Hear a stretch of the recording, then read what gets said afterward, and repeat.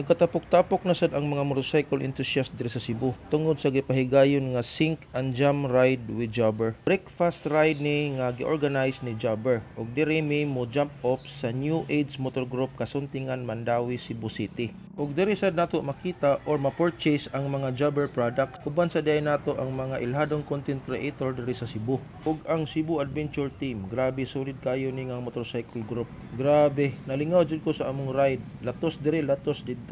Bitaw, joke ra. By the way mga idol, so wala pa nakahibaw kung unsa kining Jobber, usa kini ka motorcycle intercom ug mao kini ang among gigamit from Mandawi paingon diri sa above ground Minglanilla. Safe and sound ra jud among ride kay ma-monitor man every rider tungod sa Jobber. Ug ang uban gapa music ra, yahay kayo.